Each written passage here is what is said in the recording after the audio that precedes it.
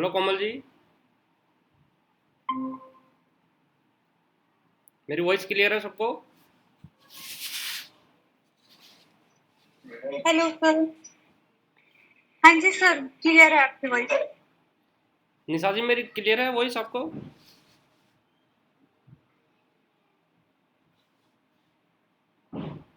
Yes sir.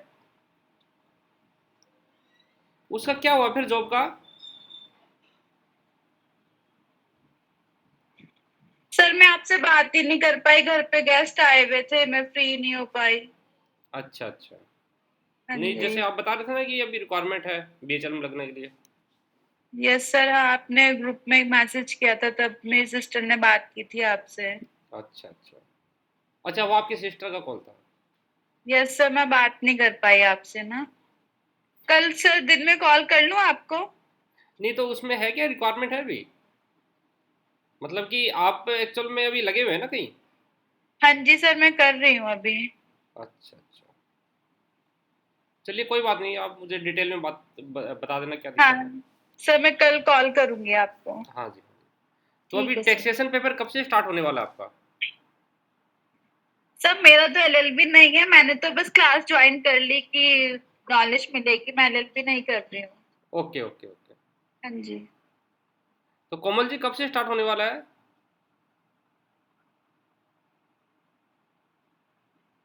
Sir क्या? Paper कब से स्टार्ट होने वाला है टैक्सेशन? अभी तो कोई आइडिया ही नहीं है पेपर का। नहीं, अभी वैसे मुझे लग रहा है कि 1 से 1.5 महीना तो होगा। जुलाई फर्स्ट वीक में हो जाएंगे शायद तो। अच्छा, जुलाई फर्स्ट वीक में होने का प्लान। हाँ जी, क्योंकि वो आ गए हैं ना, मतलब हाँ, फॉर्म तो अभी फॉर्म्स सबमिट आ हो रहे गए हैं, हैं। हाँ फॉर्म तो अभी सबमिट हो रहे हैं। तो अभी फिर स्टार्ट करें। मैंने एक स्लाइड बनाई है इसके रिगार्डिंग टैक्सेशन पेपर में, जो इसकी जो फर्स्ट यूनिट है, तो फर्स्ट यूनिट में इसका डेफिनेशन टॉपिक है, उसकी मैंने एक स्लाइड बनाई है। तो आज मैं थोड़ा सा उसको स्टार्ट करता हूँ, तो आप मुझे बताइए कि उसमें कोई सजेशन है आपका? स्टार्ट करूँ मैं? हाँ जी सर। चलो, मैं स्लाइड है आपको शेयर करता हूँ।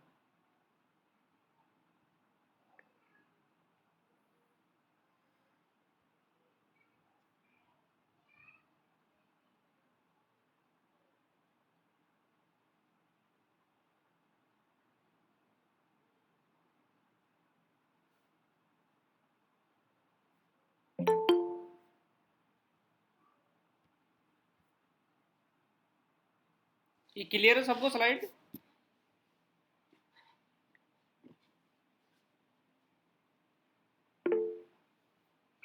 हाँ जी सर, क्लियर है। अभी स्टार्ट करें फिर?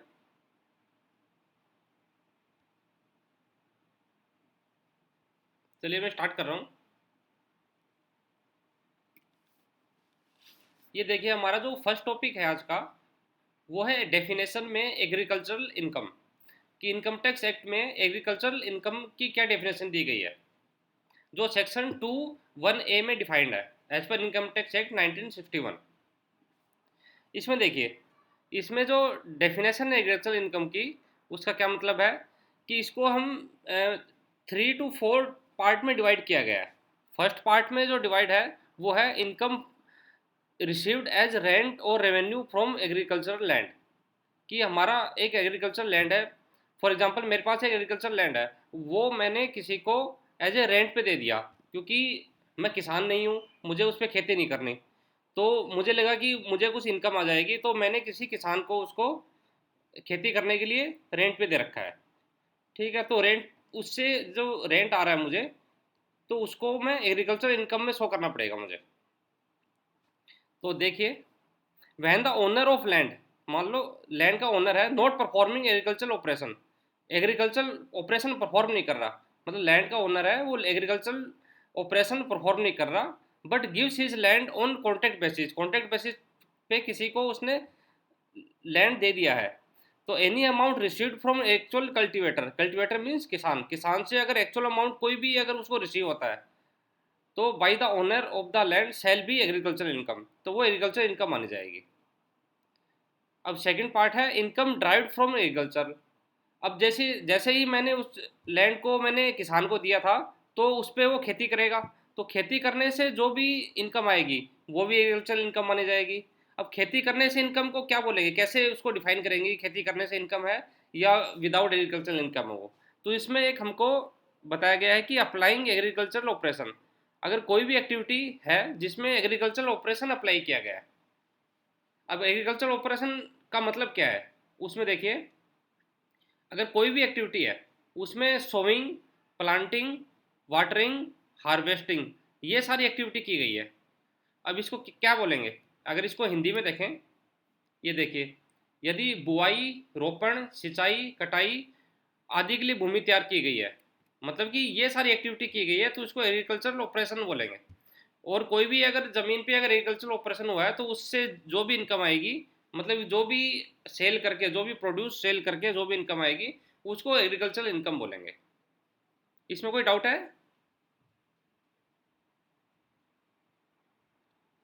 किसी को डाउट है इसमें?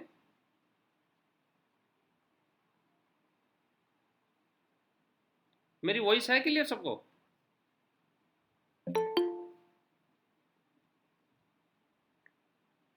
कोमल जी, कोई डाउट है इसमें? नहीं सर, कोई डाउट तो नहीं है। अब देखिए इसमें क्लियर है। इसमें कुछ एक्सेप्शन है। देखिए, income from poultry and dairy farming, fishering, mining, stone quarries, breeding and rearing of livestock, ये सारी एक्टिविटी है, तो इसको हम एग्रीकल्चर इनकम नहीं मानेंगे, क्योंकि इस वाले केस में कोई भी एग्रीकल्चरल ऑपरेशन की एक्टिविटी नहीं होती, कोई भी एग्रीकल्चरल ऑपरेशन नहीं माना जाता। अब ये क्या चीज़ें हैं, ये देखिए, कोई पोल्ट्री और डेयरी फार्मिंग, मत्स्य पालन, खनन, पत्थर की खदान, प्रजनन और पशुधन के पालन से होने वाली आय, ये सभी आय हालांकि दूर से ज़मीन से जुड़ी हुई है, ये ज़मीन से रिलेटेड लगती है, बट ये एग्रीकल्चर इनकम नहीं है, क्योंकि इसमें एग्रीकल्चरल ऑपरेशन अप्लाई नहीं होता है। अब इसको अगर हम हिंदी में देखें, साथ साथ में मैंने हिंदी में भी इसको साथ में चलने का वो किया है कि जो इंग्लिश मीडियम वाले हैं स्टूडेंट हैं तो वो भी साथ में इसको चेक कर सकते हैं, और हिंदी मीडियम वाले हैं वो भी इसको साथ में देख सकते हैं, क्योंकि हिंदी और इंग्लिश अगर मैं साथ में बताऊंगा तो अंडरस्टैंड जल्दी हो जाएगा। अब देखिए, कृषि आय की परिभाषा में हम देख सकते हैं, कृषि भूमि के किराए या राजस्व के रूप में प्राप्त कोई भी आय। मैंने बताया था ना कि अगर रेंट पे अगर कोई भी, अगर लैंड को हम किसी किसान को अगर दे रहे हैं, तो रेंट जो आ रहा है उस पर राजस्व आ रहा है, तो वो भी उसकी एग्रीकल्चर इनकम है। तो जब भूमि का स्वामी स्वयं कृषि कार्य नहीं कर सकता बल्कि अपनी भूमि ठेके पर दे रहा है, मतलब उसने कॉन्ट्रैक्ट पे दे दिया, तो उससे जो भी आय आएगी वो एग्रीकल्चर इनकम मानी जाएगी। और नेक्स्ट है कृषि से प्राप्त आय। अब कृषि से प्राप्त आय क्या है कि जब हम उसको किसान को वो जमीन देंगे तो उस पर वो खेती करेगा, तो कृषि कार्यों को लागू करके भारत में स्थित भूमि से प्राप्त आय, ये भूमि भारत में स्थित होनी चाहिए, और उस पर अगर कोई कृषि कार्य किया गया है, और कृषि कार्य की मैंने बताया था क्या डेफिनेशन है, यदि उसमें बुआई हुई है, रोपण, सिंचाई, कटाई आदि के लिए भूमि तैयार की गई है, तो इसको हमने देखा था एग्रीकल्चरल ऑपरेशन। तो अप्लाइंग एग्रीकल्चरल ऑपरेशन हुआ है, अप्लाई किया गया एग्रीकल्चरल ऑपरेशन, तो उससे कोई भी आय आएगी वो एग्रीकल्चर इनकम मानी जाएगी। और इसका एक्सेप्शन मैंने बताया था, पोल्ट्री, डेयरी फार्मिंग, मत्स्य पालन, खनन, पत्थर खदान, प्रजनन, पशुधन आदि से रिलेटेड जो भी एक्टिविटी हुई है वो एग्रीकल्चर इनकम नहीं मानी जाएगी। अब थर्ड पार्ट आता है, थर्ड पार्ट है any income accruing to the person by the performance of any process to render the produce marketable. Means कि अगर कोई भी एक्टिविटी ऐसी हो रही है, उस पर खेती नहीं हो रही है, बट कोई ऐसी एक्टिविटी हो रही है कि जो भी फसल है या कोई भी उस पर आइटम है, कोई मटेरियल है, या फिर कोई अनाज है, कुछ भी आइटम है, तो उसको मार्केटेबल बनाने के लिए, उसको सेल करने के लिए कोई एक्टिविटी हो रही है। अगर छोटा सा मैं एग्जांपल दूं कि टोबैको लीव जो होता है, तेंदू पत्ता होता है, तो उसको सेल करने के लिए उसको पहले सुखाया जाता है, तो उस ज़मीन पे अगर उसको सुखाया गया है और उसके बाद अगर उसको सेल किया गया है, इसका मतलब क्या हुआ कि ऐसी प्रोसेस की गई है कि उस जो प्रोडक्ट है वो मार्केटेबल बन सके, मतलब उसको सेल किया जा सके, तो ऐसी एक्टिविटी हुई है उसको भी हम एग्रीकल्चर इनकम मानेंगे। अब जैसे एक एग्जांपल देता हूँ, एक है अनगिन्ड कॉटन। तो ऐसे वाले केस में इसको अगर मैं हिंदी में देखूँ बिना उठाई हुई कपास, एक कपास होती है उसको बिना उठाए भी हम मार्केट में सेल कर सकते हैं। बट अगर हम ज़मीन पे अगर उसको प्रोसेस कर रहे हैं तो वो एग्रीकल्चर इनकम नहीं मानी जाएगी, क्योंकि उसको बिना प्रोसेस किए हुए भी मार्केट में बेचा जा सकता है। और एक है टोबैको लीव। टोबैको लीव का मैंने अभी एग्जांपल दिया था कि टोबैको लीव को हम मार्केट में सेल कर सकते हैं। मार्केट में हम कैसे सेल कर सकते हैं, जब वो सूख जाए। बिना सूखे उसको, बिना ड्राई हुए उसको टोबैको लीव को हम सेल नहीं कर सकते। तो इसके लिए वो प्रोड्यूस को मार्केटेबल बनाना ज़रूरी है। इसलिए टोबैको लीव से जो भी प्रोसेस करने से जो भी इनकम आएगी वो एग्रीकल्चर इनकम मानी जाएगी। उसके बाद एक एग्जांपल है ये कि कॉफ़ी बीन्स जो होती है, कॉफ़ी बीन्स को हमको फलियां तोड़ने के बाद कॉफ़ी को सुखाना और क्यूरिंग करना ज़रूरी है। एक एग्जांपल है धान की भूसी निकालना, लेटेक्स को सोल क्रेप या स्मोक्ड शीट आदि में बदलना आदि प्रोसेस करने के लिए हमको कुछ प्रोसेस करनी पड़ती है। तो उस प्रोसेस को अप्लाई करने के बाद ही हम उस प्रोड्यूस को मार्केटेबल बना सकते हैं या सेल कर सकते हैं। तो इससे रिलेटेड जो भी एक्टिविटी हुई है और उससे जो भी इनकम हुई है वो हमारी एग्रीकल्चर इनकम मानी जाएगी। आप हिंदी में भी इसको चेक कर सकते हैं। मैंने साथ साथ में आपको बताया था, एक तंबाकू पत्तियों का एग्जांपल दिया था, कपास का एग्जांपल दिया था, फलियां तोड़ने वाला एग्जांपल दिया था कॉफ़ी का। और ये उसकी प्रोसेस है कि एक प्रक्रिया वह खुद कर सक। 1 second.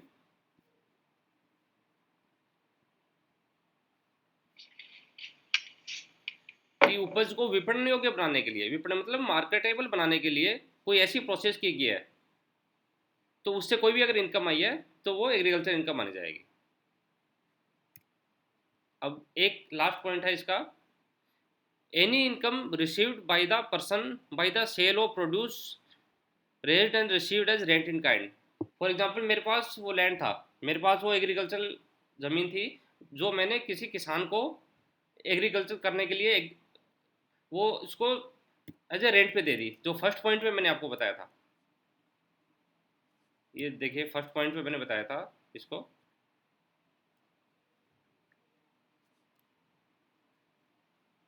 Any income received as rent और रेवेन्यू फ्रॉम एग्रीकल्चर लैंड। तो एग्रीकल्चर लैंड पे जो भी मुझे रेंट मिलेगा, 1 सेकेंड, एग्रीकल्चर लैंड से जो भी मुझे रेंट मिलेगा वो मेरी इनकम एग्रीकल्चर इनकम होगी। बट अगर वो मुझे रेंट नहीं दे रहा है, अगर किसान मुझे रेंट नहीं दे रहा है बल्कि मुझे कोई वो उपज दे रहा है या अनाज दे रहा है, तो उसको भी अगर मैं मार्केट में सेल करूंगा तो वो भी मेरी एग्रीकल्चर इनकम मानी जाएगी। ये आप डी पॉइंट में देख सकते हैं, any income received by the, 1 second, any income received by the person by the sale of produce, मतलब कि उस प्रोड्यूस को सेल करने से जो भी इनकम आई है, और कौन सी उपज को, as received as rent in kind, rent पे अगर उसको मिला है तो उस वो भी एग्रीकल्चर इनकम मानी जाएगी। और लास्ट पॉइंट है income from building used for agriculture. मान लो ऐसी बिल्डिंग है जो एग्रीकल्चर के लिए यूज हो रही है और उससे जो भी इनकम आएगी वो भी एग्रीकल्चर इनकम मानी जाएगी। बट इसमें कुछ कंडीशन है, उसमें एक कंडीशन है कि जो बिल्डिंग है वो ज़मीन के मतलब कि पास में होनी चाहिए, ये देख सकते हैं, निकट होनी चाहिए। जिस भवन से आय प्राप्त होती है वह भूमि के बिल्कुल निकट होता है। उस पर मालिक या किसान का या वस्तु के रूप में लगान पाने वाले का कब्जा होना चाहिए। मतलब कि किसान का या जो भी रेंट जो रिसीव कर रहा है उसका कब्जा होना चाहिए उस पर, और वो एग्रीकल्चर लैंड के एकदम पास में होना चाहिए। और साथ में building is used as dwelling house, मतलब रहने के लिए यूज़ हो रही हो या स्टोर हाउस के लिए यूज़ हो रही हो, या तो स्टोर हाउस के लिए यूज़ हो रही हो या ड्वेलिंग हाउस के लिए यूज़ हो रही हो, इन दोनों के लिए यूज़ होनी ज़रूरी है वो। और साथ में एक लास्ट पॉइंट है, कर्षक या वस्तु के रूप में लगान प्राप्त करने वाले को भूमि से अपने संबंध के कारण आवास गृह के रूप में या कृषि कार्यों के लिए आवश्यक वस्तुओं को संग्रहित करने के लिए मकान के रूप में मकान की आवश्यकता होती है। इसका मतलब ये है कि वो जो ड्वेलिंग हाउस है या स्टोर हाउस है वो कंपलसरी है यूज करना, ऐसा नहीं कि वो ऑप्शनल है।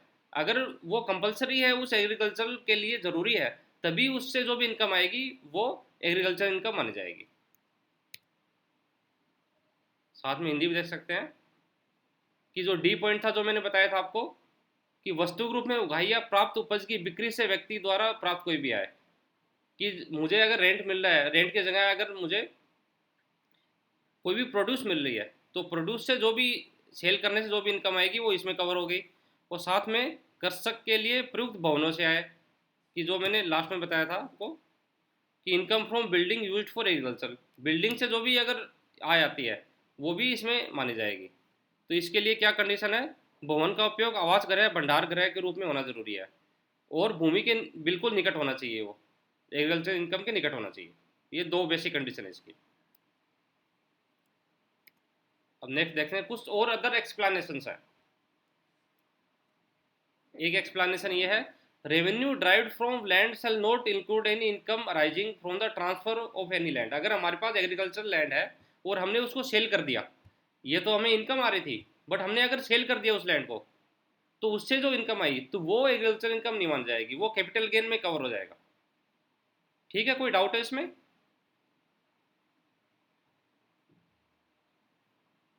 इसमें कोई कंफ्यूजन अभी तक?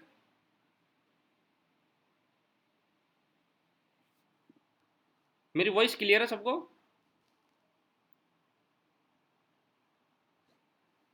Yes sir.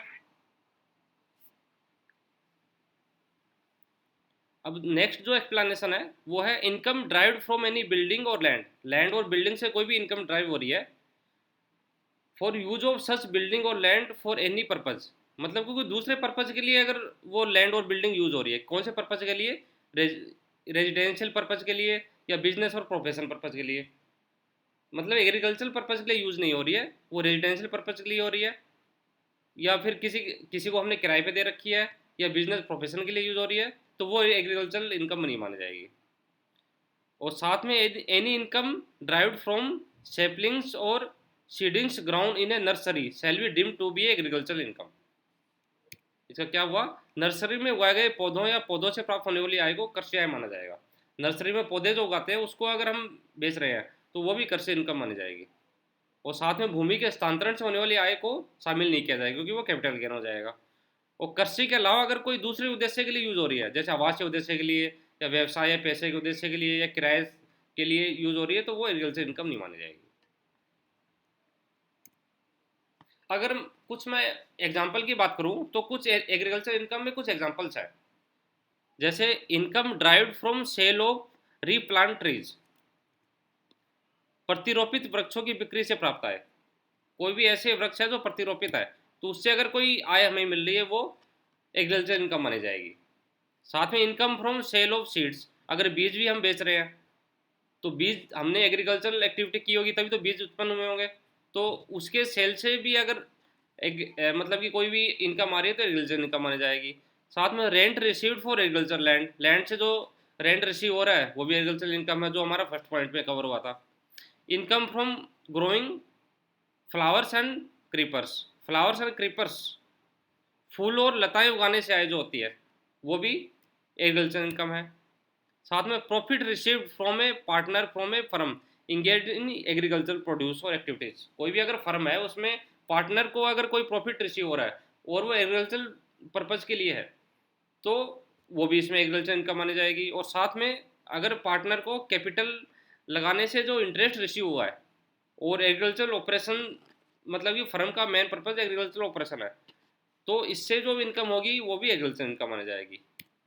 इसको अगर हम हिंदी में देखें, जो अभी हमने देखा था, प्रतिरोपित वृक्षों से बिक्री से प्राप्त आय या बीजों की बिक्री से प्राप्त आय, कृषि भूमि के लिए प्राप्त किराया, मतलब फूल और लताएं उगाने से आए, कृषि उपज या प्रतिविधियों में लगे एक फर्म से एक भागीदार से प्राप्त लाभ, मतलब कि पार्टनर को अगर कोई लाभ प्राप्त हो रहा है, या पार्टनर को अगर कैपिटल लगाने से जो ब्याज प्राप्त हुआ है, मतलब पूंजी लगाने से जो ब्याज प्राप्त हुआ है, वो सारा इसमें कवर हो जाएगा। अगर नॉन एग्रीकल्चर इनकम की बात करें, क्योंकि हमें कई बार कंफ्यूजन हो जाता है कि एग्रीकल्चर इनकम कौन सी है, नॉन एग्रीकल्चर इनकम कौन सी है, तो अगर उसकी बात करें तो कुछ एग्जांपल हम देख सकते हैं। इनकम फ्रॉम पोल्ट्री फार्मिंग, जो पहले हमने देखा था। Income from bee hiving, any dividend that an organisation pay from agriculture income, agriculture income से अगर कोई डिविडेंट पे कर रहा है वो भी इसमें कवर नहीं होगा। फिर income from sale of spontaneously grown trees, कुछ अचानक जो ट्रीज है वो ग्रो हो जाते हैं और उसको काट के अगर हम उसको सेल कर रहे हैं वो भी एग्रीकल्चर इनकम नहीं मानी जाएगी, वो अदर इनकम मानी जाएगी। Income from dairy farming, income from salt produced after the land has flooded with sea water. मान लो कोई ज़मीन पे अगर वो आ गया है, फ्लड आ गई है, और उसमें सी वाटर से, और उसमें पानी जमा होने से उस पर वो बन गया, नमक बन गया, और उसको अगर हम सेल कर रहे हैं तो वो कोई एग्रीकल्चरल ऑपरेशन नहीं हुआ है, तो वो एग्रीकल्चर इनकम नहीं मानी जाएगी। परचेज ऑफ स्टैंडिंग क्रॉप, कोई खड़ी फसल को हमने परचेज कर लिया है, वो भी नहीं माना जाएगा। Royalty income from mines, income from butter and cheese making, butter और चीज़ मेकिंग से जो भी एक्टिविटी हो रही है वो भी एग्रीकल्चर इनकम नहीं है। Receipt from TV serial shooting in farm house, farm house पे अगर कोई टीवी सीरियल शूटिंग हुआ है वो भी इसमें कवर नहीं होता। हिंदी में अगर आप देखें, मुर्गी पालन से आए, मधुमक्खी पालन से आए, ये सारे कृषि आय नहीं है। कोई भी लाभांश जो कि संगठन अपनी कृषि आय से भुगतान करता है। अनायास हो गए पेड़ों की बिक्री से आए, जो अभी पहले देखा था हमने। डेयरी फार्मिंग से आए, ज़मीन के समुद्र के पानी से भर जाने के कारण उत्पादित नमक से आए। खड़ी फसल की खरीद, खानों से रॉयल्टी इनकम, मक्खन और पनीर बनाने से आए, या फार्म हाउस में टीवी सीरियल की शूटिंग से प्राप्त, ये सारी नॉन एग्रीकल्चर इनकम है। अब कुछ चार्ट द्वारा हमने थोड़ा ट्राई किया है। अब देखिए, हमने मेनली हम इसको एग्रीकल्चर इनकम को 3 पार्ट में डिवाइड कर सकते हैं। जो एग्रीकल्चर इनकम है इसको 3 पार्ट में डिवाइड कर सकते हैं। फर्स्ट पार्ट तो है रेंट और revenue derived from land, land से अगर हमको रेंट आ रहा है। सेकंड है इनकम फ्रॉम एग्रीकल्चर ऑपरेशन, उसमें एग्रीकल्चर ऑपरेशन अप्लाई करने से इनकम आ रही है। और थर्ड है इनकम फ्रॉम फार्म हाउस और building attach to agriculture land, मतलब उसके साथ अटैच है एक फार्म हाउस या बिल्डिंग, उससे अगर कोई हमको इनकम आ रही है, तो इन तीनों की इनकम है वो एग्रीकल्चर इनकम मानी जाएगी। और ऑल 3 फुल्ली एग्जम्प्ट सेक्शन 10(1), मतलब इस 10(1) के सेक्शन में पूरी पूरी एग्जम्प्ट है, इस पर टैक्स नहीं लगेगा। अगर एक एग्जांपल और लेते हैं कि एक लैंडलॉर्ड है, ठीक है, उसके पास ज़मीन है, वो खुद एग्रीकल्चर नहीं कर रहा, बट उसने give land on rent, rent पे दे दिया उसने टेनेंट को, ठीक है, ये किसान है, और किसान ने उसको क्या दिया, 10,000 रुपीज़ रेंट दिया। तो income is rent revenue derived from land, इससे जो भी इनकम आएगी वो एग्रीकल्चर इनकम आने जाएगी लैंडलॉर्ड को, क्योंकि टेनेंट है उसको 10,000 रुपीज़ दे रहा है। अब टेनेंट देखिए इस पर क्या क्या एक्टिविटी करता है। टेनेंट डज एग्रीकल्चर, इस पर वो खेती करता है, और सेल्स वीट, ठीक है, वो वीट बेच देता है। तो इनकम इज एग्रीकल्चर ऑपरेशन, उसने एग्रीकल्चर ऑपरेशन अप्लाई किया था तभी वीट उत्पन्न हुआ है, तो उसकी इनकम एग्रीकल्चर इनकम मानी जाएगी। ये पॉइंट नंबर 1 में कवर हुआ था, sale of agriculture produce. Puts wheat in sack to sell, ठीक है, puts wheat in sack to sell, income ही एग्रीकल्चर ऑपरेशन, ये भी एग्रीकल्चर ऑपरेशन में कवर की जाएगी, क्योंकि उसने एग्रीकल्चर एक्टिविटी करके किया है। और साथ में मेक बिस्किट फ्रॉम वीट, अब वीट से उसने बिस्किट बना दिया, तो ये बिजनेस इनकम मानी जाएगी, ये एग्रीकल्चर इनकम नहीं मानी जाएगी। इसमें कोई डाउट हो तो बताइए।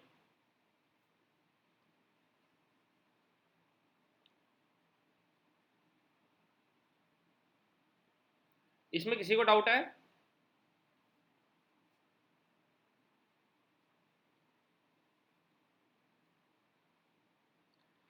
No sir.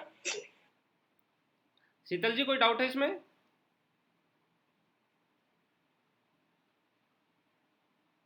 No sir. Speed थोड़ी तेज थी क्या? नहीं थी सर।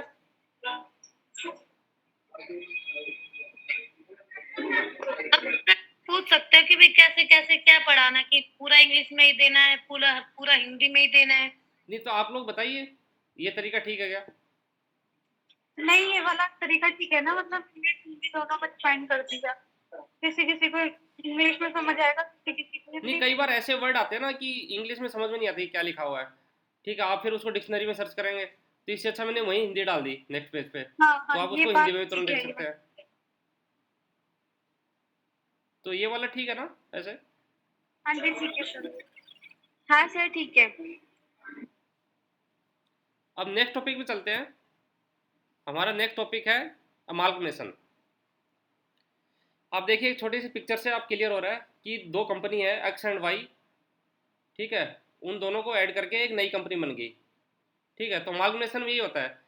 इसमें देखिए डेफिनेशन में देखिए, ये एक्चुअल में कंपनीज पे अप्लीकेबल है, जो भी कंपनी एक्ट 1956 है उस पर अप्लीकेबल है।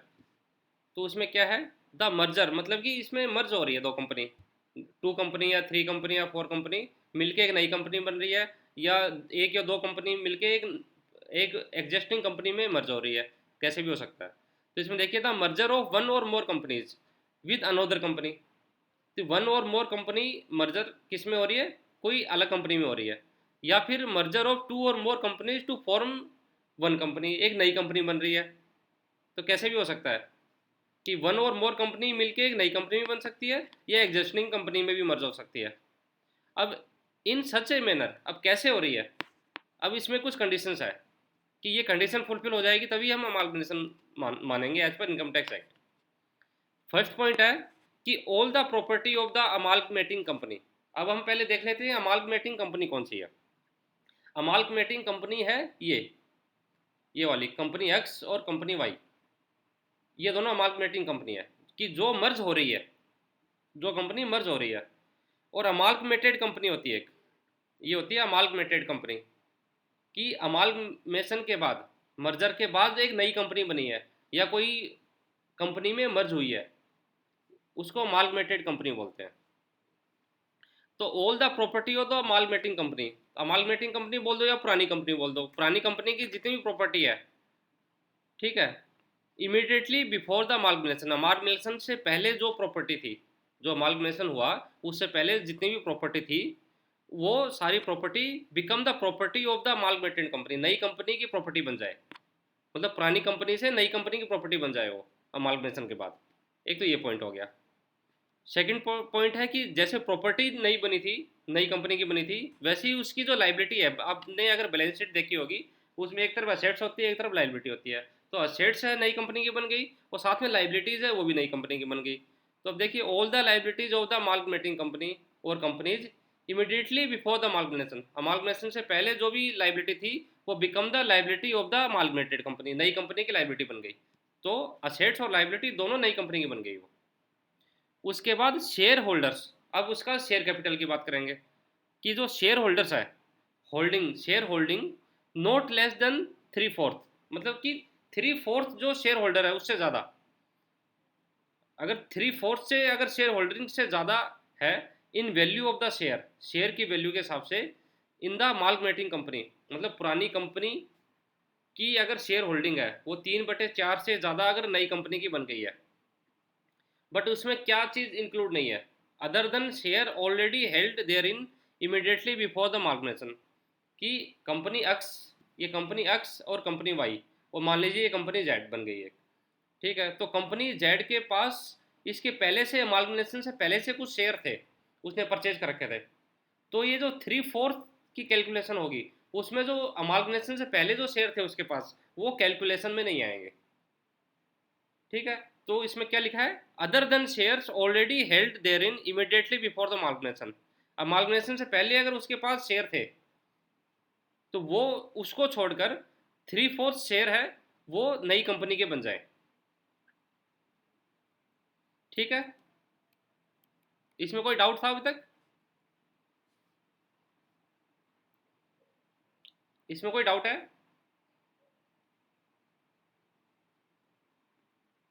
चलिए बढ़ते हैं आगे।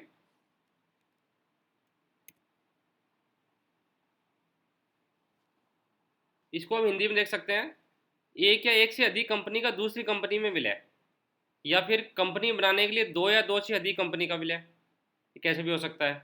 और किस प्रकार करना है विलय, समामेलन से ठीक पहले समामेलित कंपनी या कंपनियों की सभी संपत्ति समामेलित कंपनी की संपत्ति बन जाती है, ठीक है। समामेलित कंपनी कौन सी हुई, नई कंपनी होगी, और समामेलित कंपनी कौन सी हुई, जो मिलकर नई कंपनी बना रही है, उसकी सारी संपत्ति है उसमें विलय हो जाए। अब सेकंड पॉइंट है समामेलक करने वाली कंपनी की सभी देनदारियां या लाइबिलिटी बोल सकते हैं वो भी नई कंपनी की बन जाए, और साथ में जो शेयर होल्डर है उसके जो शेयर कैपिटल है वो थ्री फोर्थ, 3/4 शेयर कैपिटल है वो भी नई कंपनी की बन जाए मिनिमम। बट उसमें जो शेयर होल्डर पहले से अगर अमालगमेशन से पहले अगर कोई शेयर होल्डिंग है वो उसमें कवर नहीं होगी। अब नेक्स्ट पॉइंट है, अब इसमें भी देखिए otherwise than as result of the acquisition, अगर मान लो कोई असेट्स है, कोई भी कंपनी के असेट्स है अगर उसने परचेज कर लिया है, ये तो अमालगमेशन हुआ था। बट अगर कोई परचेज कर रहा है किसी कंपनी की एसेट्स, या फिर कोई भी एक असेट्स का डिस्ट्रीब्यूशन हुआ है, और असेट्स का डिस्ट्रीब्यूशन कब हुआ है? वाइंडिंग अप, कंपनी की वाइंडिंग अप हो गई है, अगर कंपनी खत्म हो गई है और तब उसका असेट्स का डिस्ट्रीब्यूशन हुआ है, या कोई कंपनी ने परचेज कर लिया किसी की असेट्स को, तो इस वाले केस को इसमें कवर नहीं किया जाएगा। देखिए, otherwise than as result of acquisition of property, property का जो एक्विजिशन हुआ है वो one company by another company, ये कंपनी की दूसरी कंपनी ने अगर प्रॉपर्टी का एक्विजिशन किया है, ठीक है, percent to the purchase of such property, बस परचेज करने के कारण किया है बाय द अदर कंपनी, और as a result of the distribution of such property to the other company after the winding up of the first mentioned company, कि winding up के कारण अगर मान लो कोई भी प्रॉपर्टी किसी दूसरी कंपनी की बन गई है, डिस्ट्रीब्यूशन हुआ है, या कोई परचेज किया है, तो वो इस वाले केस में कवर नहीं होगा। अब देखिए, द कंपनी और companies which so merge being referred to as the amalgamating company, ये तो मैंने पहले ही बता दिया था कि अमालगमेटिंग कंपनी कौन सी होती है और अमालगमेटेड कंपनी कौन सी होती है। ये अमालगमेटिंग कंपनी थी, या अमालगमेटेड कंपनी थी? अमालगमेटेड कंपनी मतलब न्यू कंपनी, अमालगमेटिंग कंपनी मतलब ओल्ड कंपनी। इसका अगर हम एग्जाम्पल देखें तो देख सकते हैं, Maruti Motors operating in India, India में एक मारुति मोटर्स ऑपरेटेड थी, और साथ में सुजुकी जापान बेस्ड कंपनी थी, उन दोनों का विलय हुआ था सॉरी, विलय नहीं हुआ था, मर्ज हुआ था। और साथ में फिर क्या कंपनी, नई कंपनी बन गई, क्या कंपनी बनी? Maruti Suzuki India limited. Maruti Suzuki India limited एक नई कंपनी बन गई अमालगमेशन के बाद। और अभी रिसेंटली एक अमालगमेशन हुआ था आइडिया और वोडाफोन का, जो वोडाफोन आइडिया बन के नई कंपनी बन गई। इसमें कोई डाउट है?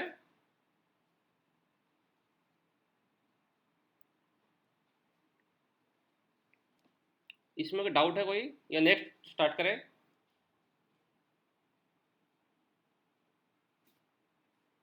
सर, इसमें जो आपने बोला लाइबिलिटीज, जो अमालगमेटेड न्यू कंपनी बनी है वो उसकी हो जाएगी, अब जो मतलब दोनों कंपनीज की लाइबिलिटीज होगी इसमें।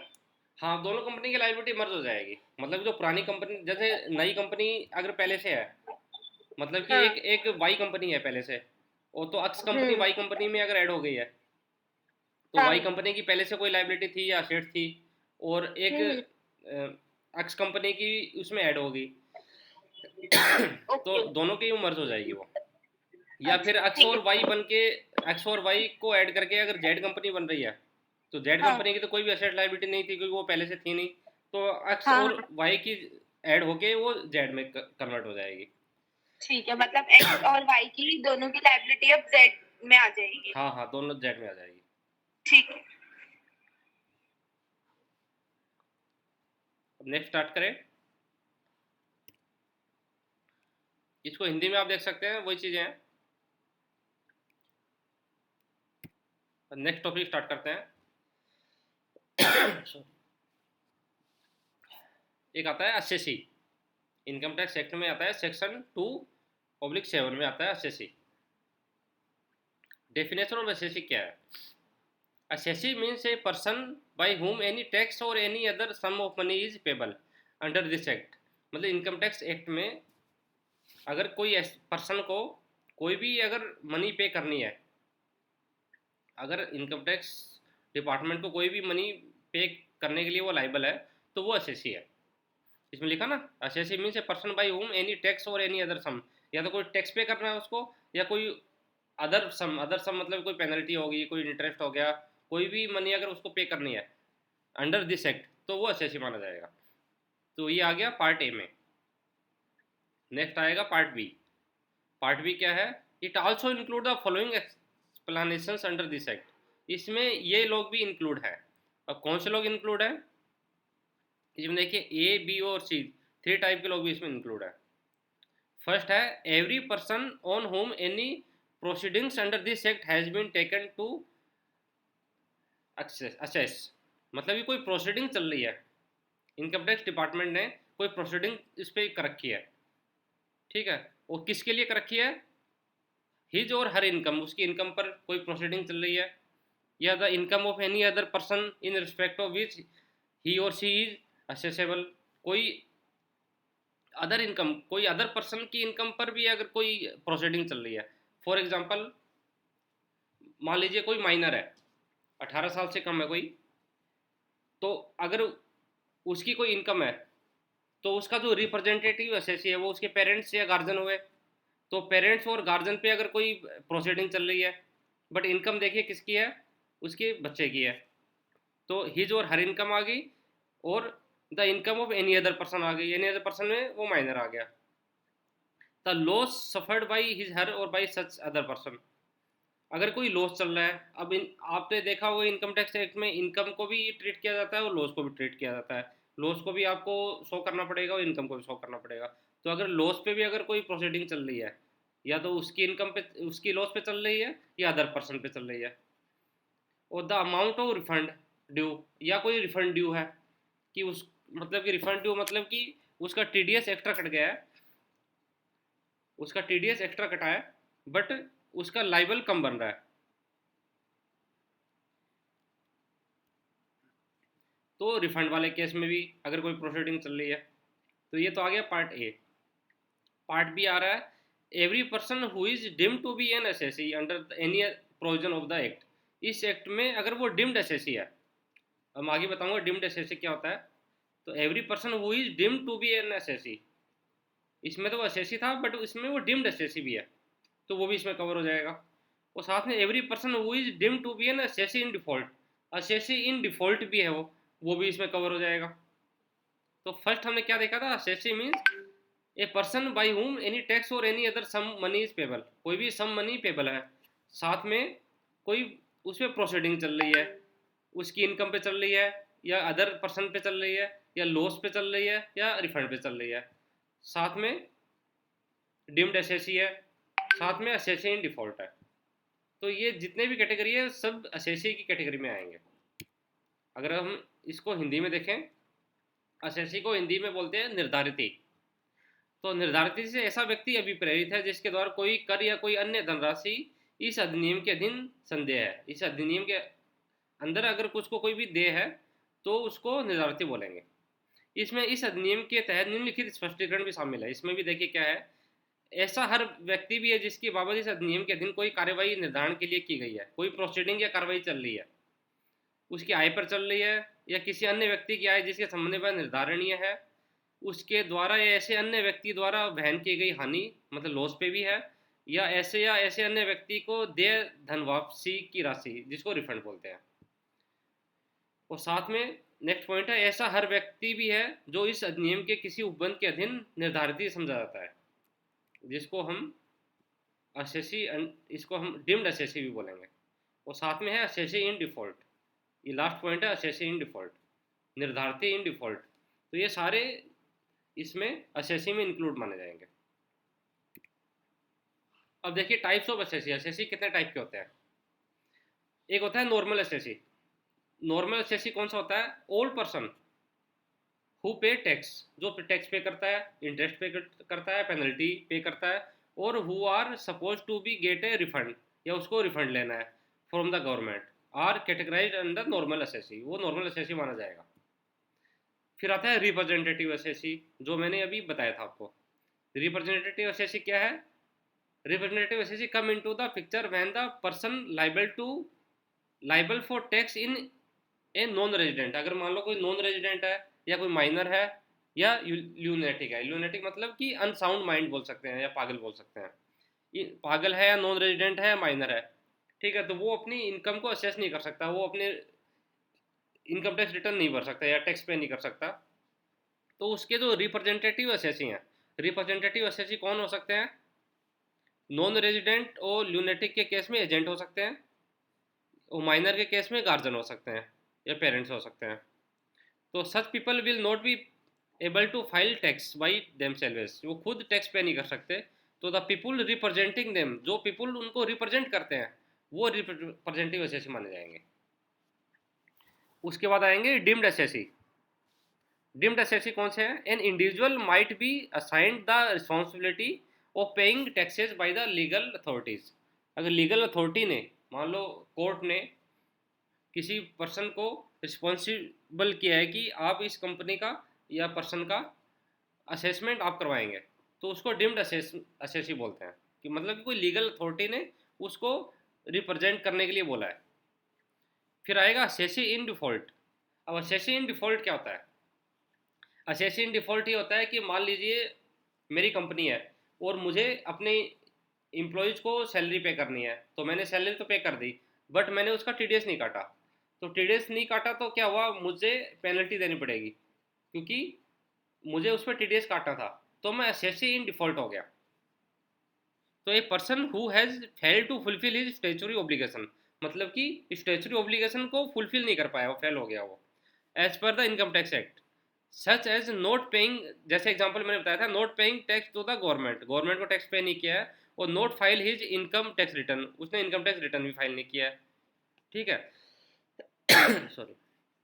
एग्जाम्पल देखिए, employer is suppose to be deduct tax, employer है वो टैक्स डिडक्ट करने के लिए बोला जाता है उसको from the salary, but he is required to pay deduct tax, but if the employer fail to deposit the tax, वो फेल कर गया है, तो असेसिंग डिफॉल्ट माना जाएगा। इसको हिंदी में भी देख सकते हैं। सामान्य निर्धारती जो क्या करता है, कर देता है, ब्याज देता है, दंड देता है या रिफंड लेता है। प्रतिनिधि कर निर्धारती जो अनिवासी या नाबालिग या पागल को रिप्रेजेंट करता है। फिर होता है मानित निर्धारती जो एक व्यक्ति को कानूनी अधिकारियों द्वारा करों का भुगतान करने के लिए जिम्मेदारी सौंपी जाती है। फिर होती है निर्धारित इन डिफ़ॉल्ट। निर्धारित इन डिफ़ॉल्ट में मैंने बताया था कि अगर वो सैलरी पे अगर टीडीएस नहीं काट पाया, मतलब स्टेचुरी ऑब्लिगेशन को वो पूरा नहीं करता, वैधानिक दायित्व को पूरा करने में विफल रहा, तो उसको निर्धारित इन डिफ़ॉल्ट कहेंगे। अब देखिए एक छोटे से चार्ट के थ्रू भी हम इसको देख सकते हैं। असेसी को हम दो पार्ट में डिवाइड करेंगे। A person by whom any money is payable under this act, ये मैंने पहले बताया था आपको।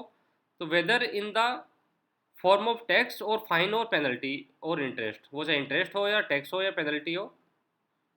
साथ में एंड, साथ में इसमें कौन कौन से इंक्लूड होंगे? Every person against whom any proceedings has been taken under this act, proceeding अगर चल रही है वो भी इसमें इंक्लूड होंगे, और साथ में डीम्ड असेसी और असेसी इन डिफॉल्ट भी इंक्लूड होंगे।